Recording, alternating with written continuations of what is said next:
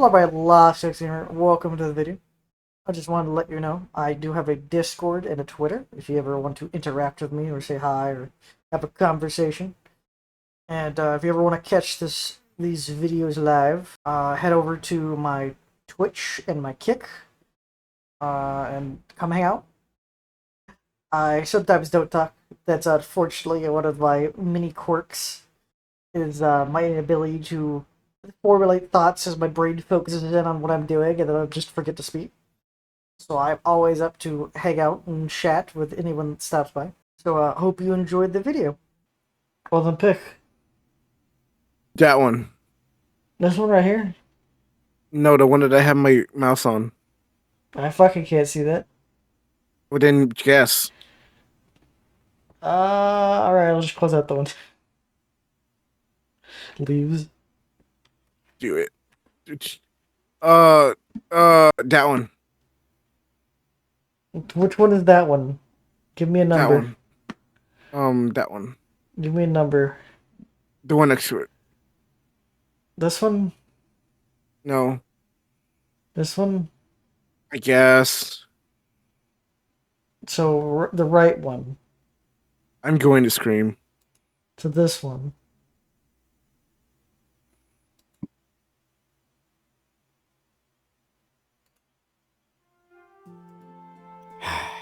The Costa Concordia.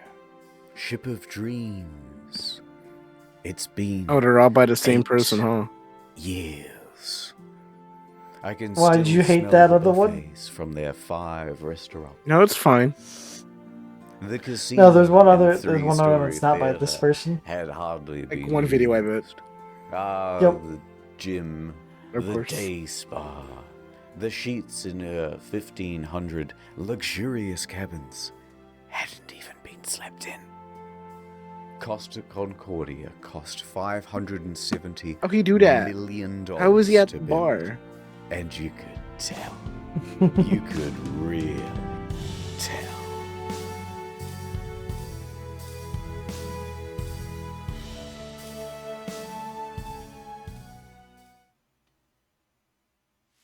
I remember it like it was just a few years ago. We had left Civitavecchia, a port in Rome, and we were making our way to Savona. It was day 2 of our 7-day journey. But that ship, she was cursed. Oh my god. When she premiered, the traditional bottle of champagne bounced right off the side instead of smashing. A bad omen. But I'm not the superstitious type. Nothing could go wrong on Friday the 13th of January, 2012, on the 100th year anniversary of the Titanic, on a ship that's also only safety rated for 2-compartment flooding, especially not when you have a 5-star max-level captain like Francisco Scatino, a man who mysteriously rose from head of security to the position of captain within just a couple of years. He knows exactly what to do in case of an emergency.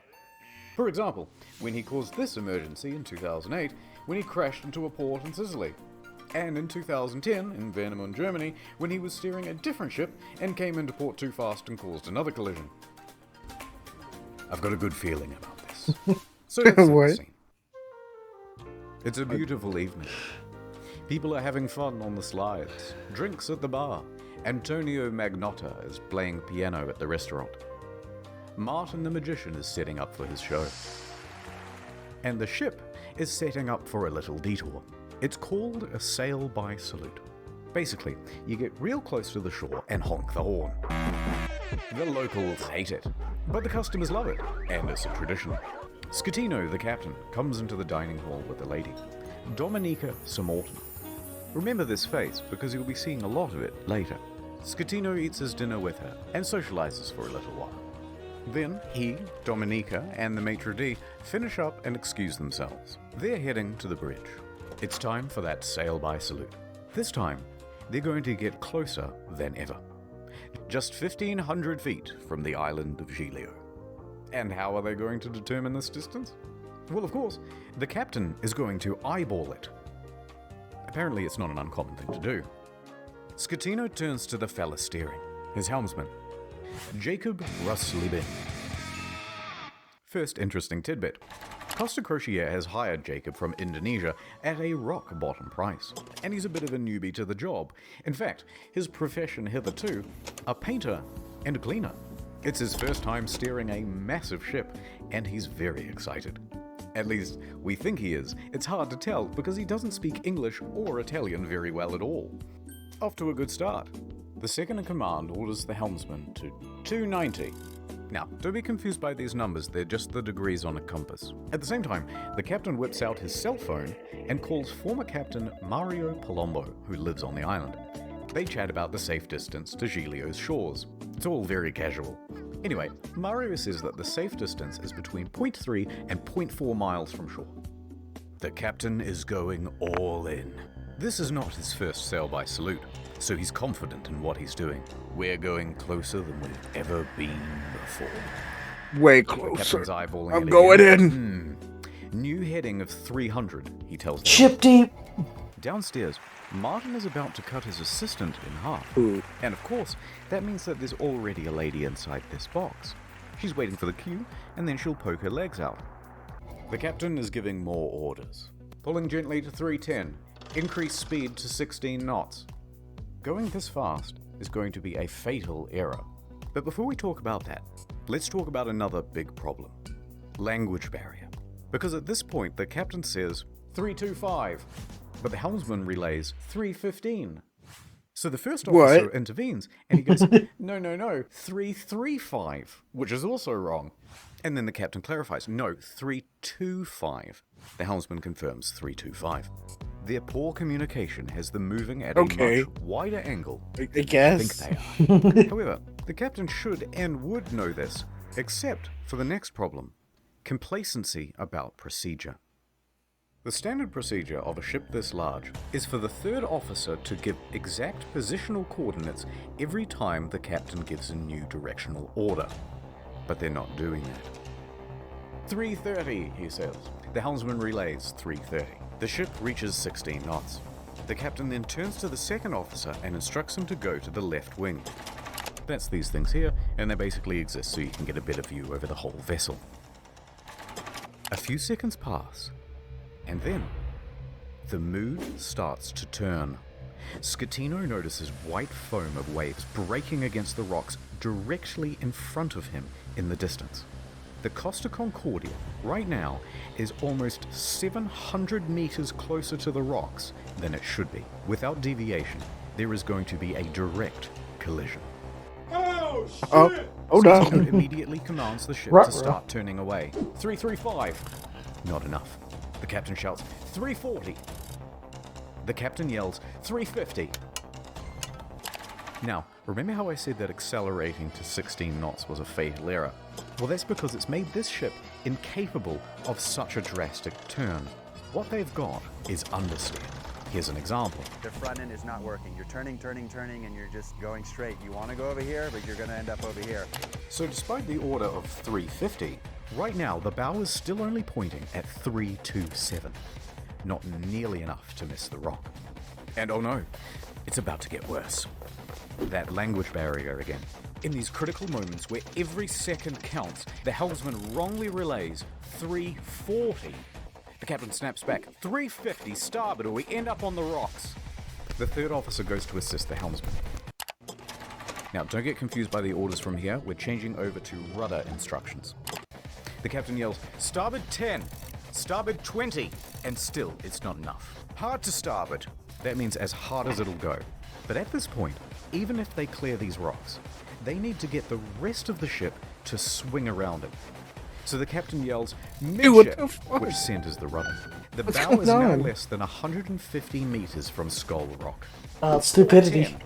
But the helmsman only gets to port 5 before another order is given 2 seconds later. Port 20! They might just avoid disaster here, maybe. But then, oh no. One more time the helmsman cocks up at the worst possible moment.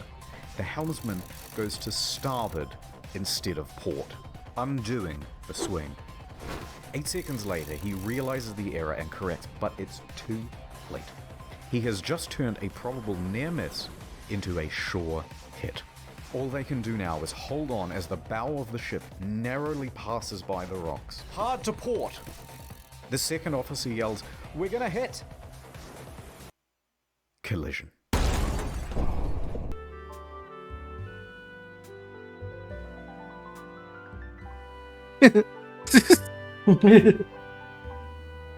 Oh no! There goes your spaghetti.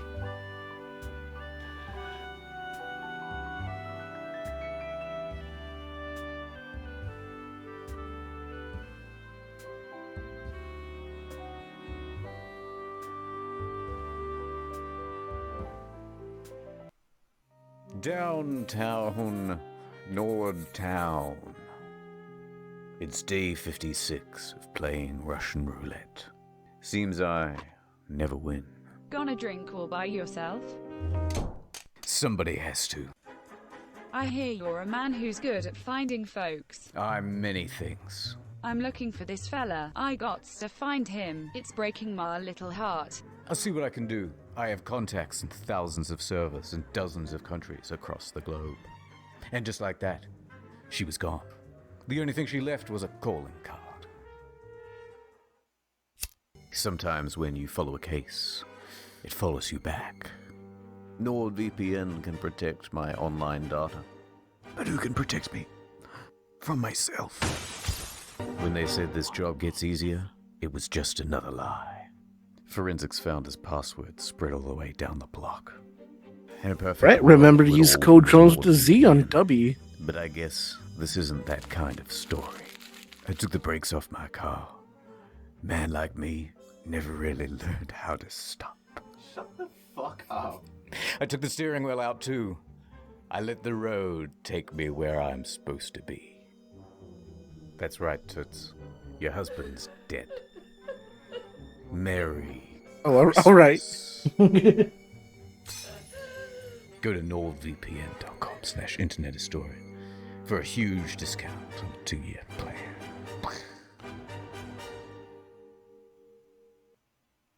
Add For me, you get 10% off. The ship hits rocks on the port side. A 53-meter gash opens up in the hull, and thousands of tons of water begin pouring in. A loud scraping and bang is heard by all passengers. At the helm, there's panic. Rumblings in the dining room. Martin awkwardly pauses his act as he's helping his assistant into the box. Meanwhile, the lady inside Let me is out, let trapped me and out. terrified. There's confusion across the ship. All of the crew off shift come back on duty. All officers run to the bridge. Technical crews run down to the lower decks to assess damage. On connection with the rocks, they lose propulsion and slow to 8.3 knots. And they are now adrift. Close the watertight doors at stern. Enormous volumes of water are pouring in. So much so that within 29 seconds of collision, all 6 engines stop working through flooding. 22 seconds later, a blackout happens. Lights, electrics, fuck. water pumps too. Everything. The captain orders the That's helm such to a fun hard place to be at, start. right? This is the final Dude. position of the rudder before power to that, too, is lost. The Costa Concordia, now without power, is drifting starboard, plunged into absolute darkness. A quick breakdown of the flooding. When the Concordia struck land, it tore open 3 watertight compartments. At first, compartment 5, which filled very rapidly. Then 6 more slowly, 4 shortly after. Then 7, 8, and 3. Modern ships are built to withstand 2 compartment breaches. These compartments especially, though, are a problem, because they contain the engines and the electrics. These main generators give power to the whole ship. From propulsion motors to rudder to hotel functions, pretty much everything. When they went out, the ship was a functionless, sinking cage. A few seconds later, the emergency batteries for internal lighting and communications kick on. When the lights come back on, Martin has vanished. He's ditched the stage. And it caused a huge panic in the theatre, as passengers are trying to flee to their cabins and to muster stations. People already in their cabins come out and start putting on life vests. Staff rally and try to calm everyone down. Everything is fine. There's no need for vests. Please return to your cabins. The emergency generator starts. All of the watertight doors close except for door 12, which is jammed. The captain calls Pilon, the chief engineer, as the ship begins to list on the port side. There's water coming in? Yes, there's water. But where? The engine room. But a lot of water? Yes! There's water, you can't go down. Let's go down the other side. Antonio Everyone Mucus. start the pumps, I'll let you know. In the theatre, the whole magic box apparatus slides right off the stage and falls into the crowd, further increasing panic. On the bridge, an announcement is being prepared. They are going to lie to prevent a panic. Let's just say we have a blackout. The deputy chief engineer enters the engine control room. He confirms to the bridge that at least compartments 5, 6, and 7 are flooded. Announcements are made. We have the captain to inform you that due to an electrical fault, which is currently under control, we're currently in a blackout. Our technicians are working to resolve the situation and will inform you of developments as they occur. Thank you for your attention. Coincidentally, at the same time in the restaurant, Okay, they're playing all right. What Will Go On, and it's very much not helping the situation. The captain calls the Costa Crisis Unit, Roberto Ferrarini. He tells the crisis unit that they've hit a rock, that they're assessing damages, and that they are also in a blackout. The crisis office says to reverse the ship up onto shore. Well, how are you going to do that? You don't have power to the rudder, let alone the engine. You know, hoist the sails? Time to hoist the around this sails. time, the wind direction creates a starboard list, and the ship begins to turn anyway, drifting right back towards the shore, which is a very good thing because you want the ship to end up as close to shore as possible. A panicked passenger senses that something is off. This isn't like any electrical problem that she's ever seen.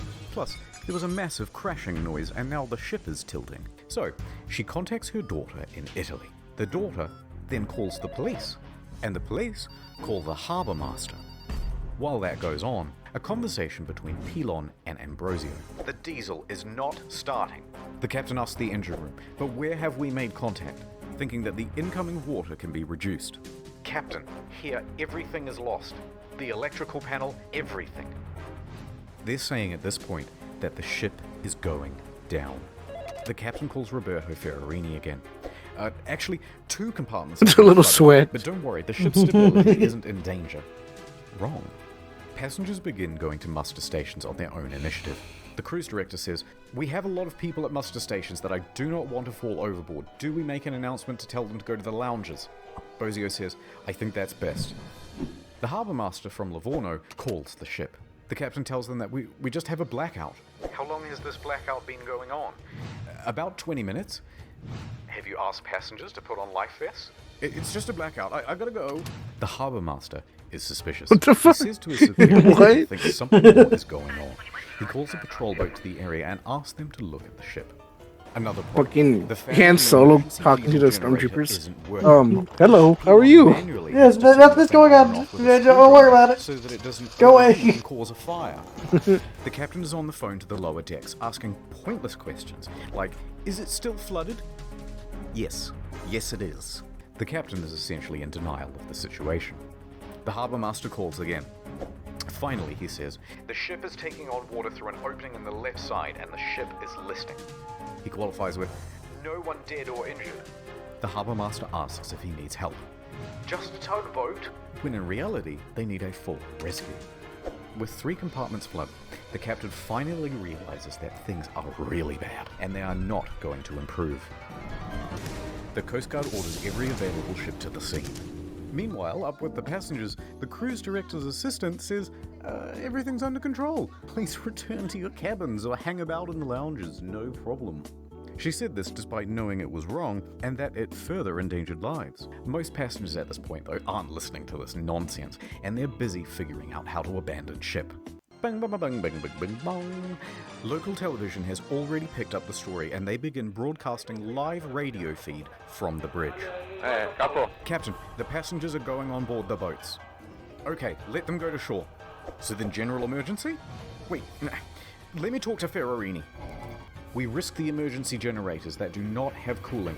It has cooling problems, 100 degrees. The cooling fan has stopped." Pilon calls the bridge and tells the safety officer they need to evacuate. The safety officer relays this to the captain, but after no response, he orders the engine room to evacuate on his own. The captain says, "No, stay. We're leaving." So what do? General emergency? The captain tells Ferrarini that he's abandoning ship. Abandoned ship! Another announcement is made. Ladies and gentlemen, your attention please. The situation is under control. Please remain calm. And at this time, proceed to your muster station. They're located outside on deck 4. The Livorno Coast Guard calls again. The captain declares distress. The Coast Guard officially calls for rescue operations. They contact Pietro Mille, the helicopter base commander, who then calls in every available pilot.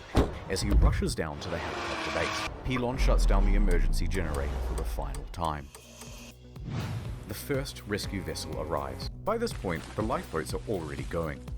Luckily, the ship is very close to shore. Oh, perhaps too close to shore. The ship forcefully runs aground, creating an uneven center of gravity, and it begins heavily listing starboard. The captain issues a general emergency on board. The announcement to abandon ship is finally called and alarms ring out, and with that comes panic. And now that they're listing, with many of the lifeboats too awkwardly positioned to enter the water, there aren't enough readily available, and they have to start going back and forth to the shore, picking people up and dropping them off. The patrol boats report to the Livorno harbour master that the ship has run aground and is listing heavily. So the harbour master asks the captain about it, and the captain says, no, the ship is still floating. In fact, we're trying to maneuver it onto the shore. They know he's lying. Hold on, I'm reversing it. Beep, beep, beep, beep, beep. The captain then says to bottom out the starboard anchor. So they drop out the anchors, but let out too much chain, effectively rendering them useless. The deputy mayor of Giglio, Mario Pellegrini, and tobacco shop owner Giovanni Rossi arrive at the harbour. They watch the scene unfold. Tobacco shop owner? As the first of Yeah. the lifeboats arrive Yeah. on shore, the deputy mayor takes the initiative and races to board one of the lifeboats, returning to the ship, and starts trying to find someone in charge. He gives up and starts helping passengers. Scatino tells everyone to leave and take radios, but not before changing out of his uniform and into a nice suit. Priorities. Dimitri Kostidis and Silvia Coronica leave with him. The maitre d' and Sir Morton both get out of there. By this point, approximately 300 people are still on the ship. Mille reaches the helicopter base. The first helicopter, a slow-moving Augusta Bell, was already rising from the tarmac for the hour-long flight south. Bozio is the last crew member left on the bridge, coordinating evacuation. He then leaves to help passengers board lifeboats. The bridge is now abandoned. And then, the ship's black box stops working. Apparently there were technical problems with it. Of course. What? Here, things What are the gonna get fuck? a little Of foggy. course. A while later, rescue helicopters arrive, but they're the one struggling to thing. find the ship because they're expecting it to still be well above water. Passengers are scaling down the port side by ladder as lifeboats return to pick them up. This is no joke. Oh my goodness. It was no joke, mi amor.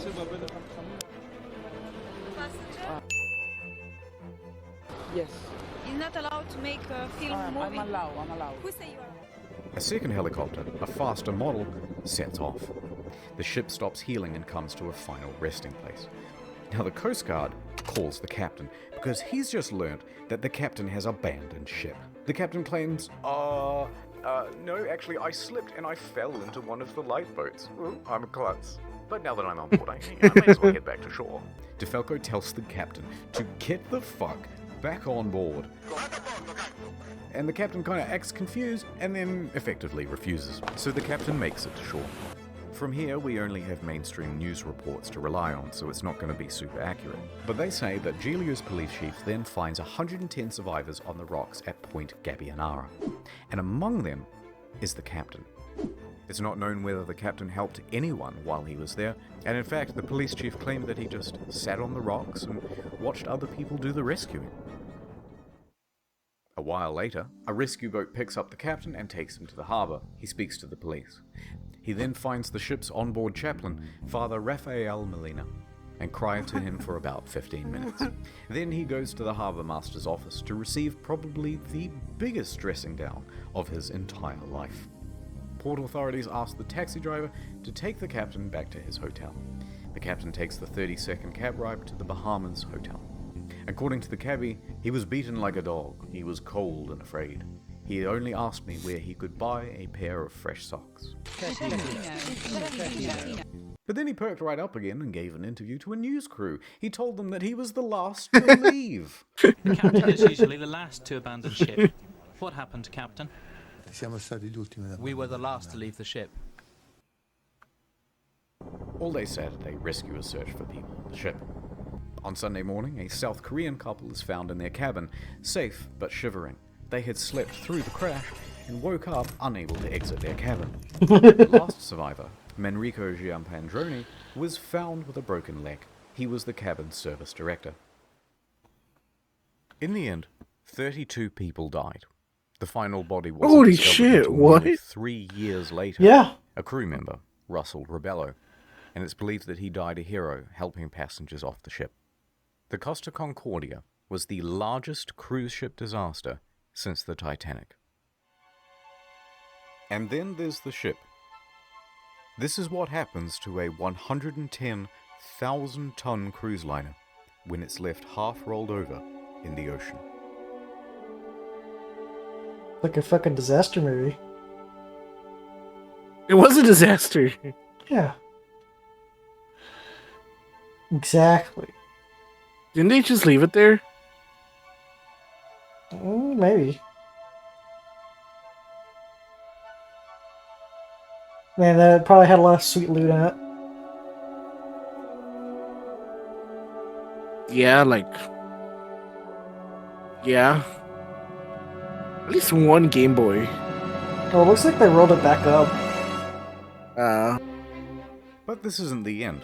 It's just the halfway point. What most people know Yippee! is that the Costa Concordia had crashed, many dead, and that the captain abandoned ship like a coward. But there's a whole veritable spaghetti of details to untangle. Let's dive in. There they are. The deets. That guy is gonna have 33 murder charges on him. He's never getting out.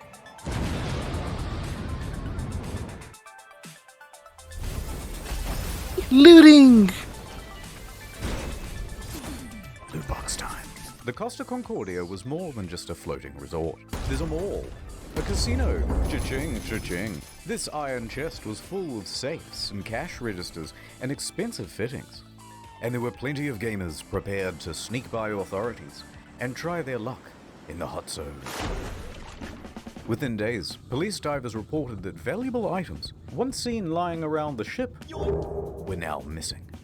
High-end liquor, expensive furniture, dining sets, cash from the casino, cash registers, jewelry and display cabinets, safes, Japanese woodblock prints by famous 18th century artists, as well as the iconic bell, which hung from the bridge of the ship. It was never found. Who steals a big fuck-off bell? Even the server admins were getting involved.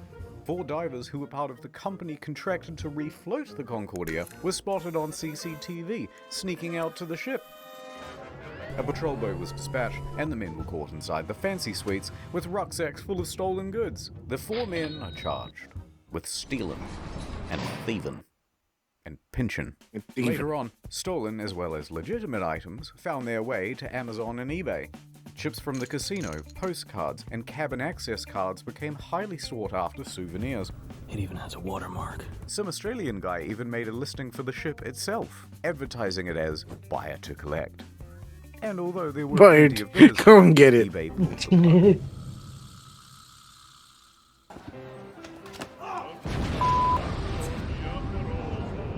plug. The relationship. Saskatino go to jail, and we'll get to that. But first, we have to talk about someone else. Dominika Samorton. That was a close one. There was speculation that she was on the bridge that evening because she was the captain's mistress. Tense media speculation reports that her presence distracted the captain. They both denied their love for years and maintained that they were just friends. Although she did later admit to the media that she found him handsome. And how could you not? You so fucking precious when you smile. But she says there was no romantic link between them. Some people would like to believe, they want to know I have something with him. It's more interesting. It's like, you know, some spicy in the story. Miss Samorton also loved the spotlight, however. Everyone, oh look! and took several interviews. But as the pressure mounted upon her, she began making ominous threats to Scatino, saying he must confess, and that you have but 1 week to come clean.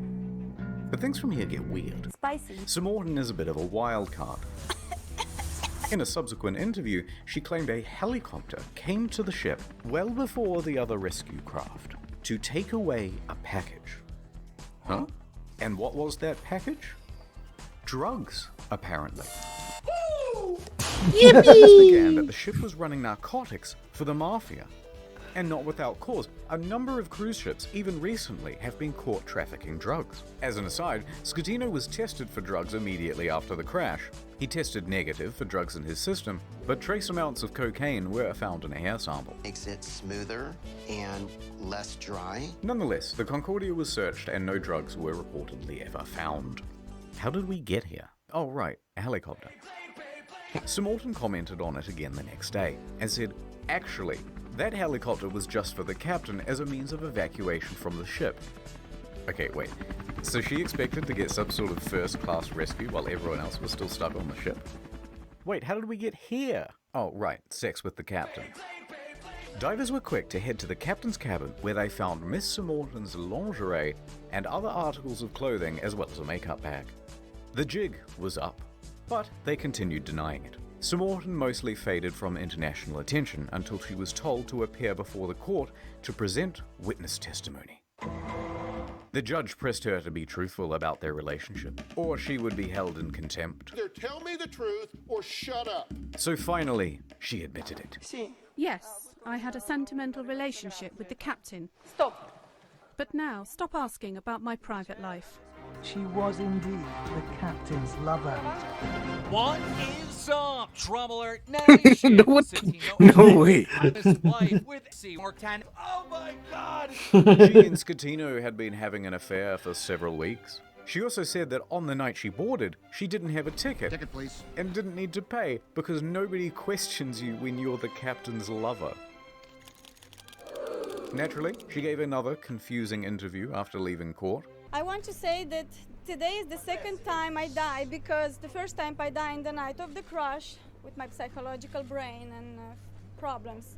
And today I died the second time because, of course, people find out something that I try to hide. Subsequent to the trial, she used her fame in Moldova to become a political activist, often appearing on television and radio and in articles covering protests, accompanied by pictures of her being arrested by police.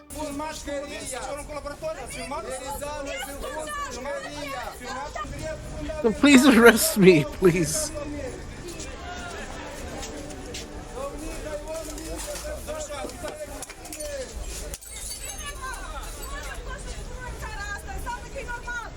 It was some stuff about victims of violence, women's rights, Girl power. yada yada yada. And interestingly, part of the push to block the Luto. sale of shares of Moldova's train network to Russia. Sure. Other than that, I don't really know what she's been up to. Let me just check on her Oh god, not again. No. Oh no.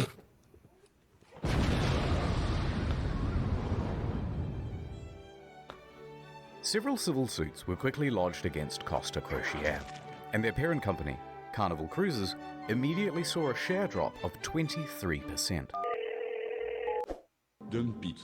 Passengers sought compensation for their damaged mental health, lost belongings, and loved ones. Either they allowed him to divert from his course, or they didn't know where their billion-dollar ship was. Within a few days, facing financial and media pressure, the CEO attempted to join the bandwagon against the captain and the crew. That was not the ordinary route that the ship was taking at the time, and was not only taking, but the time the ship was... Claiming that the ship was not approved to deviate from the route. But that wasn't true. Approval isn't required if the ship is deviating by less than 15 miles, or that it was against company rules. Also untrue, because investigators found that they didn't have any rules about deviating route, and they tacitly encouraged sail-by salutes. Now, in response to the civil suits, Costa Crociere offered passengers 11,000 euros each as compensation. That's kind of small. 11,000 euros? about $14,000 is the minimum rookie compensation under numbers. international law when a ship is abandoned. This was to reimburse them for their tickets, as well as any costs they accrued in having to unexpectedly travel home early. And that was supposed to release them from everything and anything that has to do with this accident. I cannot ask for more than this. A lot of passengers, understandably, were not too happy with this deal, and they refused to take the money. We think the offer is an insult. For what these poor passengers went through, we think that the compensation being offered is not commensurate. Here, take it. Compensation being offered is not commensurate. Later, Costa Crociere would lodge a plea deal with the Tuscany court to pay a €1 million fine to avoid a criminal trial. The judge agrees. Costa Crociere is now off the hook for all criminal liability for the whole thing. They've washed their hands of the incident and flecked the residual droplets of responsibility onto the faces of 6 staff members. Passengers and relatives of the dead are livid that the company has been able to avoid criminal responsibility. Offered is not commensurate. Civil suits against the company continue. By the way, the residents of the island of Giglio also banded together and sought damages. They didn't get much. Eventually, passengers who refused the initial compensation of $11,000 joined civil parties against Scatino in his trial in 2015. Is not commensurate. They were awarded €30,000 each. Other cases, especially those involving lost relatives, are settled for undisclosed amounts.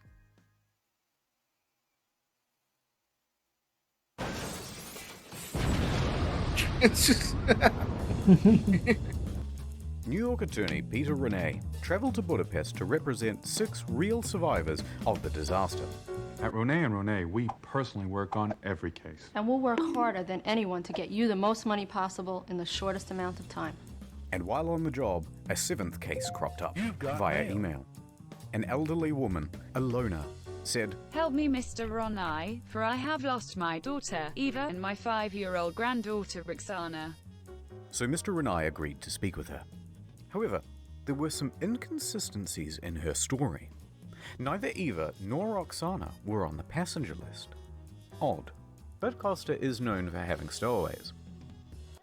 Still, Mr. Renai was suspicious. They wouldn't cheaty old Petey, would they?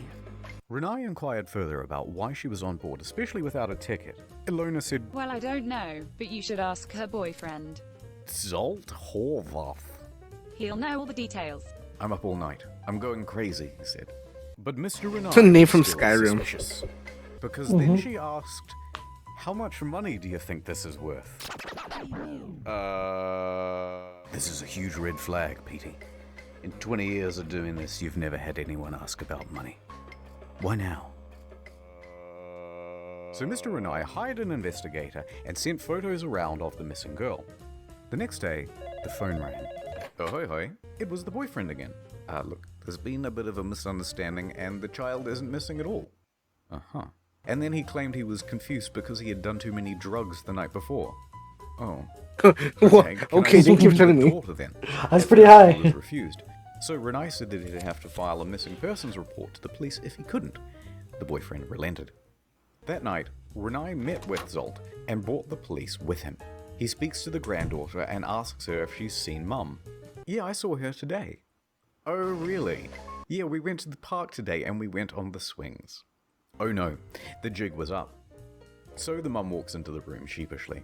"It's a miracle!"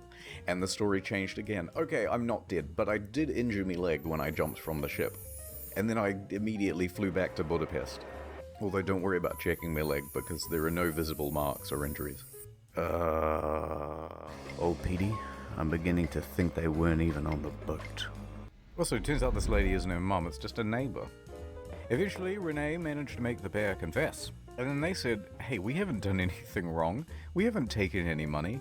And in the end, You didn't know all this stuff wrong. wrong. Criminal punishment for the scam, because Hungary, What? a former communist Yeah. country, has no laws against insurance fraud on the books. The law firm that never sleeps. Call 1-800-6647. Oh, that's a bad idea. Oh, that's a very bad idea.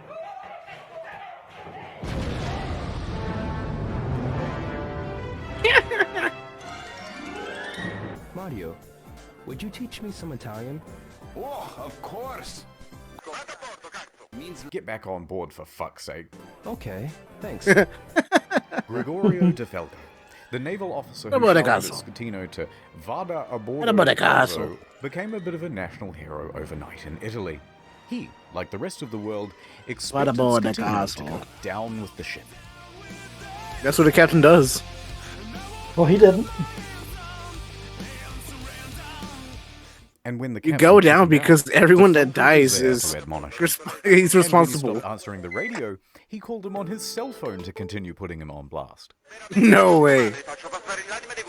When the captain first reported just a blackout, De Falco didn't believe the story and immediately began preparing a rescue effort, which likely saved several lives. His actions were applauded by most Italians who were tired of their public servants being corrupt and avoiding responsibility. Accordingly, shirts sporting Vada a bordo Caso were being printed by the end of the week. You don't want that shit. Setting I it want as their that. phone's ringtone. But then, in September 2014, without warning, De Falco was transferred to an admin role in the Coast Guard.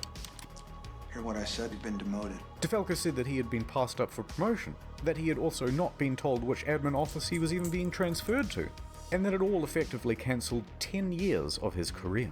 De Falco was tres furioso, and there was public speculation that it was owing to bad blood between himself and Admiral Delano, his former boss.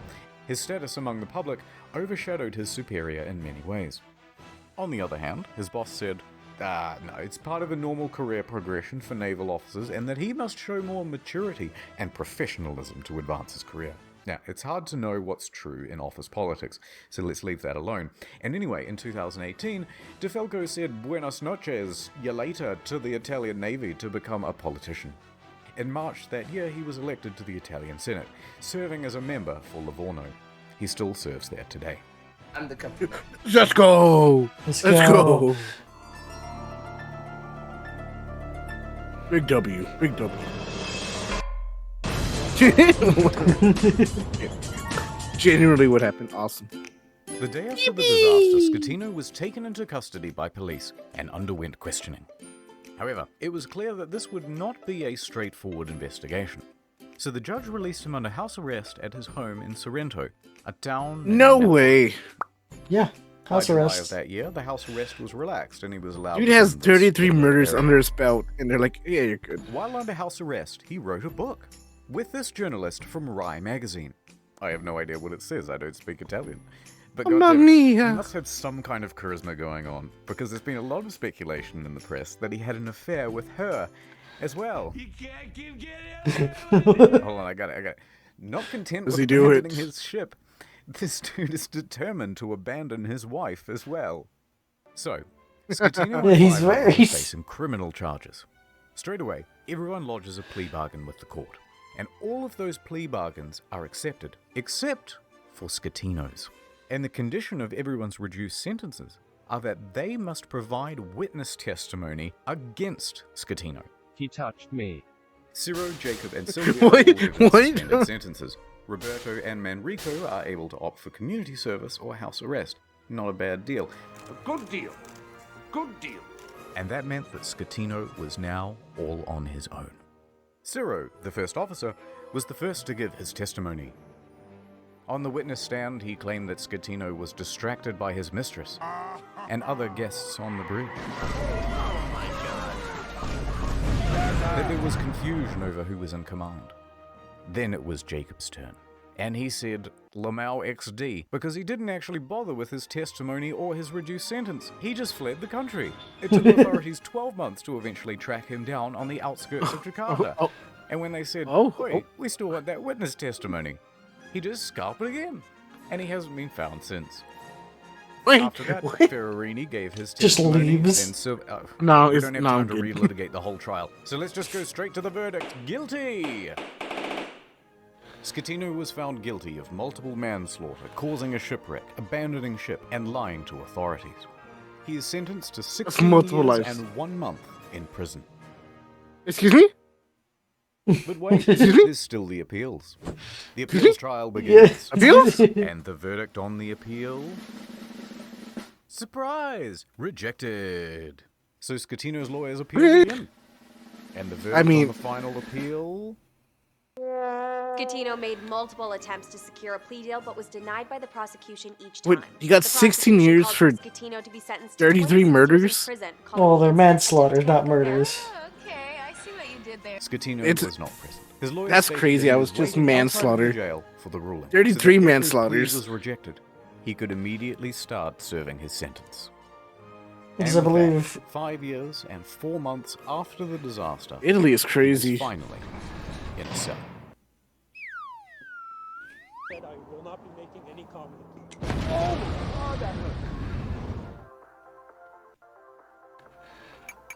Rock.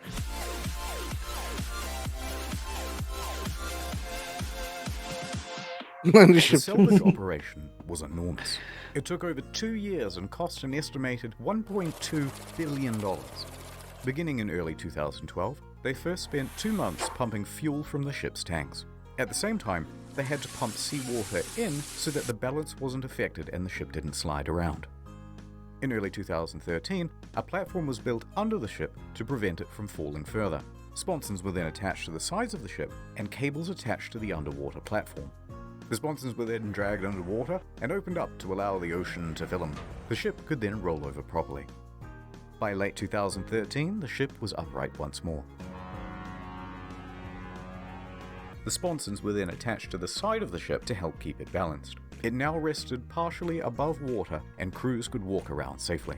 By July 2014, the water was removed from the sponsons and compressed air was pumped in to lift the ship.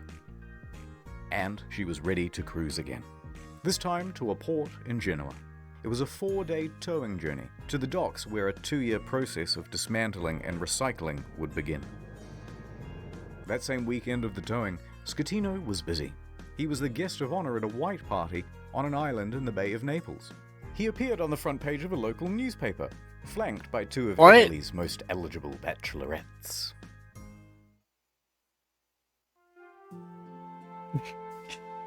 It's Scatino, that's anyway, so these Scatino. are the things that I remember from the Costa Concordia. Who else but Scatino?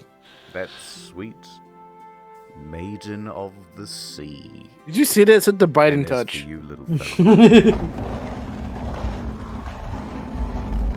Oop, out of card. well, it's time to return you from whence you came.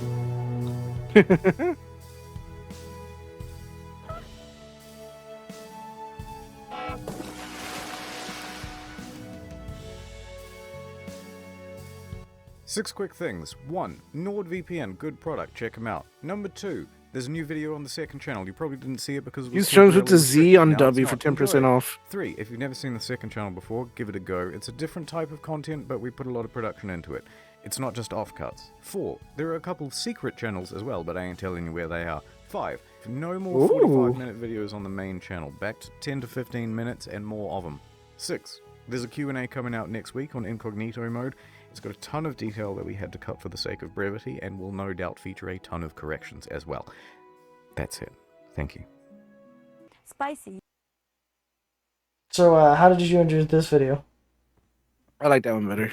That was stupid. That was crazy bad. What? I hate it. Fucking Scatino. Yeah, Fucking Scatino. but imagine if, like, when they were transporting it, there was like an accident and that fucking thing sank in the middle of the Mediterranean. Who else but Scatino?